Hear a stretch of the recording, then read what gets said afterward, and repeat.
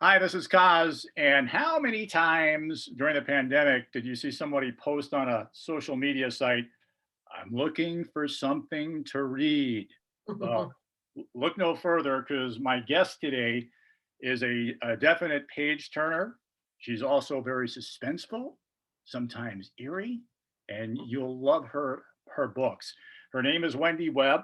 She's a dear friend. She's not won one, but two Best Fiction Awards from Minnesota Press on her novels. She's written five of them. And by the way, too, I want to make sure I'm getting this right. She's also been called the Queen of Northern Gothic. So, Your Majesty, welcome. It's good to see you again. Thanks. It's hey, the queen of anything. I'm cool with that. I always like the way you rolled, always. So that's great. So I have to ask you, as a phenomenal writer during this crazy time that we live in right now, has this been a creative boost for you? Because I've talked to some artists, they say, yeah, it's a good thing. I'm getting a lot of ideas, and some just say it hasn't been. How's it been for you, Wendy?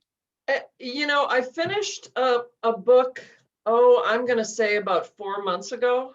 And so I was kind of deep within that. And now I'm trying to get ideas for the next one. And I'm not one of those that has really found a whole lot of creativity during this time. I know people, they're painting, they've never painted before, they're writing short stories, they're doing all this stuff. And, I'm watching TV. So. Okay, you're probably Yeah. like a lot of people binge watching, to do Yep. that. So that's cool. By the way, Wendy is a best-selling author on Amazon. You can get her books there. The Haunting of Bryn Wilder. I looked last night.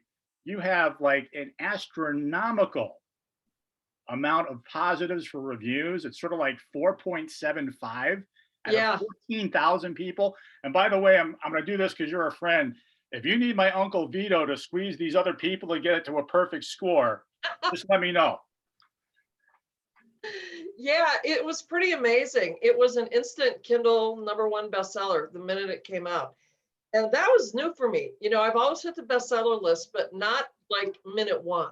So that was really cool and kind of awe-inspiring and humbling. And that Haunting is my 6th novel, and I just turned in my 7th. So You have, right along. since Wendy and I worked together for years, but Of course, my dog's got a bark That's right okay. at this time. I've got one outside the door ready to go on cue too, so don't worry about that. The one thing I'm kind of amazed at, and tell me if I'm off on this, you actually turn books over quite quickly, don't you? Yeah, these last few years, it's been one a year. And so now I'm starting on my 7th, and that'll be due about a year from now. Fantastic. A little less than that, yeah. Now, when we first met, you told me you always wanted to be a writer. Was there like a light bulb moment growing up that you thought, yeah, I have to do this? There was actually. When I was little, my grandma read Little Women to me. Oh, okay. And if you're familiar with the story, it's the story of the March sisters and their mother. Their father is off at the Civil War. And one of the sisters, Jo March, is kind of a dark-haired, rambunctious girl who was a writer. And she'd always be writing plays and stories for her sisters to put on. And then at the end of the book, she ended up writing a novel. And I was convinced that I was Jo March, that the book was about me.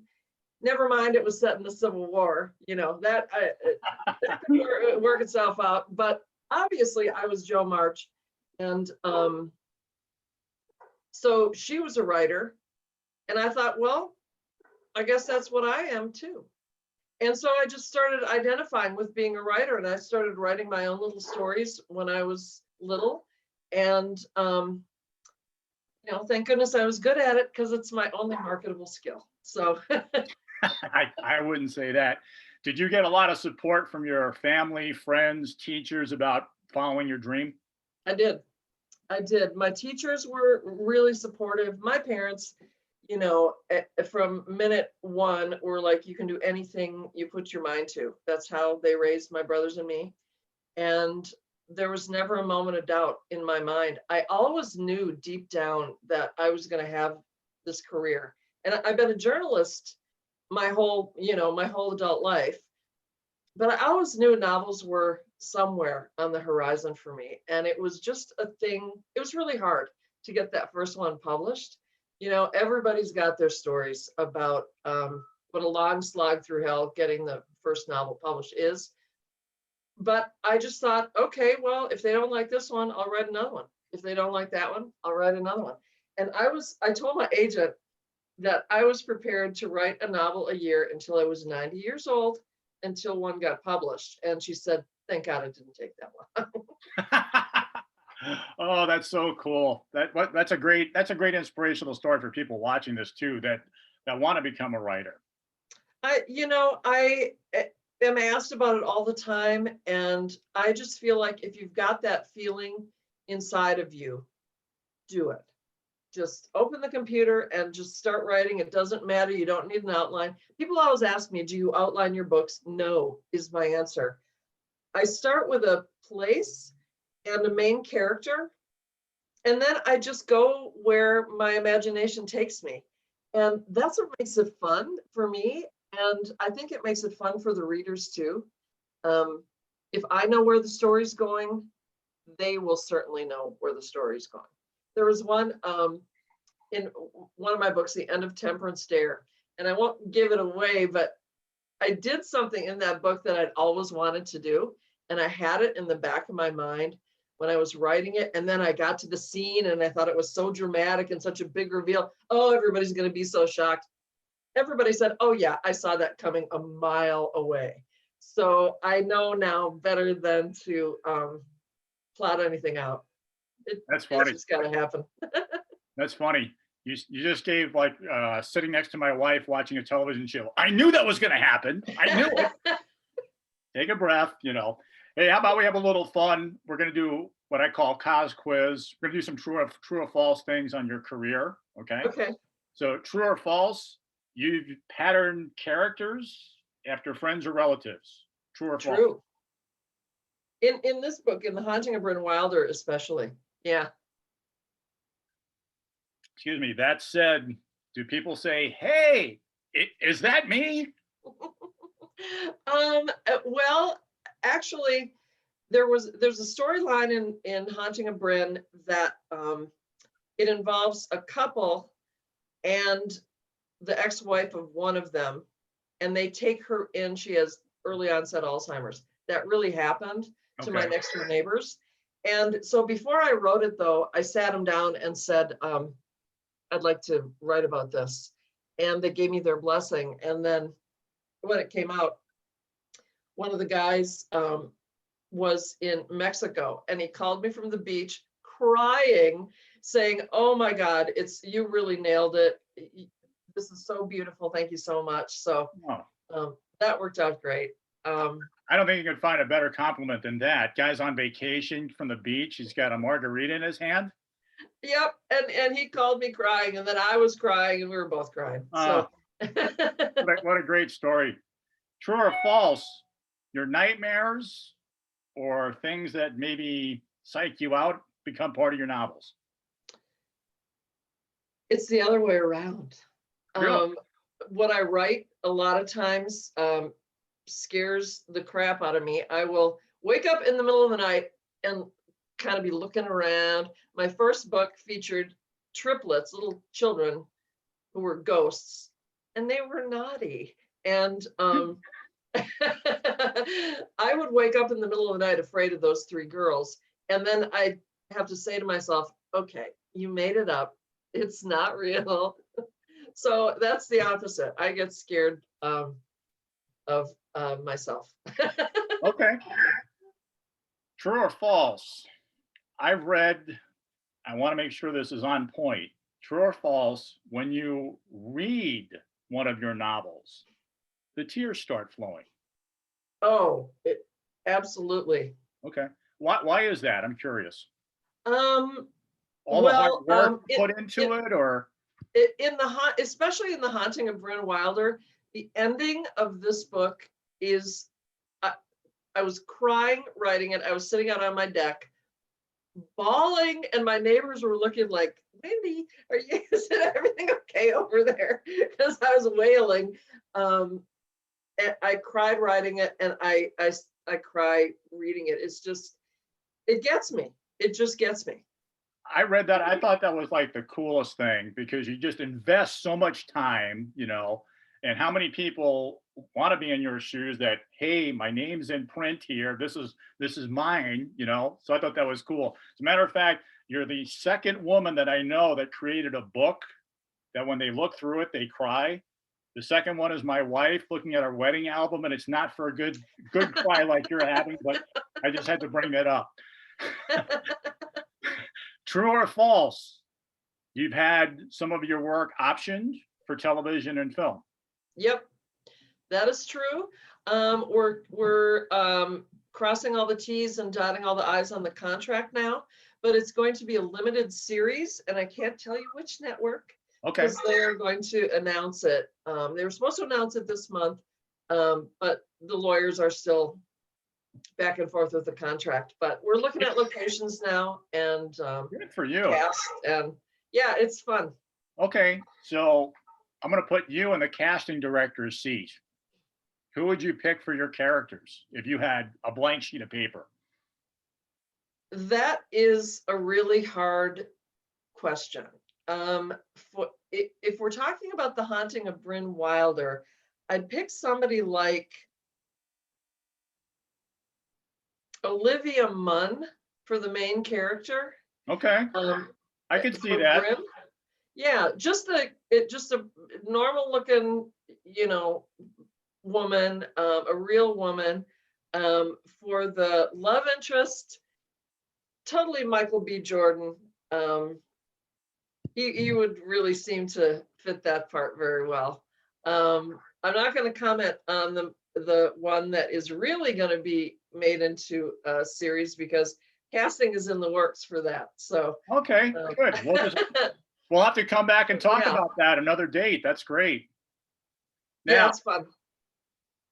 Your superstar fiction.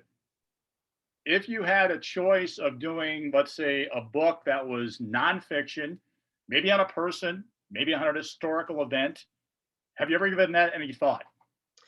You know what?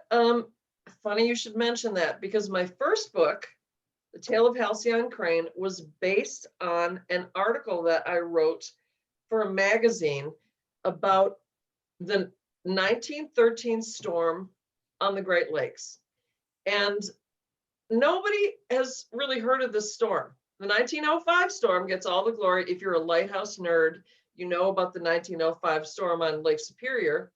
But 1913, nobody knows about it. And the only reason I found out about it was I was in the Maritime Library in Superior, Wisconsin, and I was looking through old newspapers.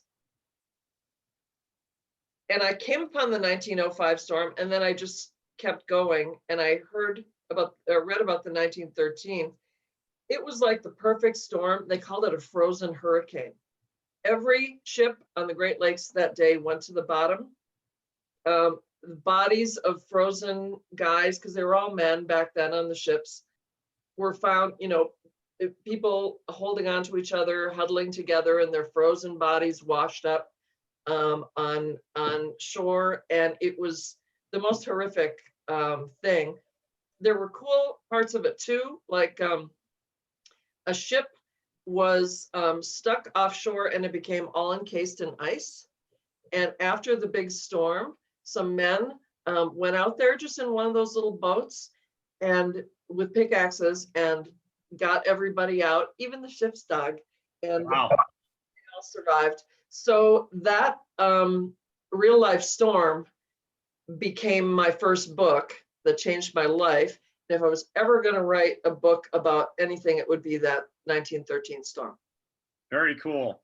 Now it's a coinky dink that we're talking because I have to share this with you. This was like the funniest thing. We're talking about binge watching shows. I'm watching a show that was on Showtime called The Affair. Oh, I've heard about it. I haven't seen it though. It's really well done.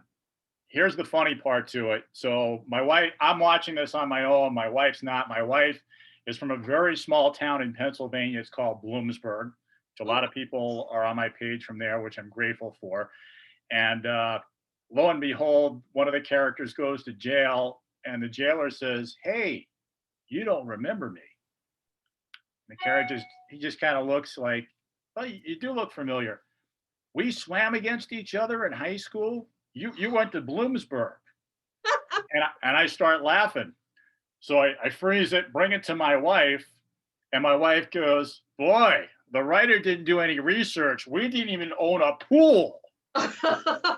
So, I mean, obviously there's liberties to stories, but I don't know if that guy had an axe to grind about my wife's hometown or not. That's funny. Oh, That's funny. it was hilarious. I mean, they should have people to catch that kind of stuff. Yeah. I do. I have copy editors who they catch, I mean, that's something pretty big. But I love my copy editors because they'll catch something like in one scene, a character will put on a cardigan. Okay. And then 2 scenes later, she'll put on a cardigan. And then a little while later, and it's like, okay, she's got 3 cardigans on now. Yeah. Those are the kind of little inconsistencies that I don't catch, but they catch. That's a pretty big one, right? Yeah. There. Not only that, the next episode over, the 2 people meet outside of the jail environment. "You're just mad at me because I got out of that godforsaken small town and blah blah blah." And I cleaned it up, and I had to show that to her this morning. She goes, "Show it to my sister and her friends," and blah blah blah blah blah. But it was just so funny. Like, how did this person pick a very small, very quaint, very beautiful town by the Poconos just to rip on it a little bit? Exactly. Me being from New York, we get ripped on all the time, but like small town Pennsylvania. But so just want to say, if you are looking for something to read during the pandemic or anytime, Wendy's got some great stuff. Before I let you go, I have to ask, you had mentioned these new books. Do they have a timeline for these to be released for you, Wendy? The new book, which is called The Keepers of Metzen Vallow, will be released in November. Okay. And that they've got me on that kind of a schedule. It comes out, kind of around Halloween time. Oh, nice. In the fall. Yeah. So that's when people can look for new books by me. Okay. What about the TV shows? I know you'd mentioned them. Do they give you like maybe a ballpark to them? Well, they were supposed to be in production before now, but the pandemic slowed everything down. Sure. So I'm just kind of rolling with it, and I'm trying not to be impatient and let them do their deal. Hollywood, got knocked off its feet by this thing, and now they're just kind of getting back up. Yeah. Well, I just want to let you know too, if Michael B is not available, I'm open. Thank you. A lot of people say I look like him if you have about 18 drinks. The beer goggles are on, but listen, all our stuff is online. The #1 seller on Amazon. A pleasure to have you. We'll have you back again, and best of luck to you. Thank you so much, Cosmo.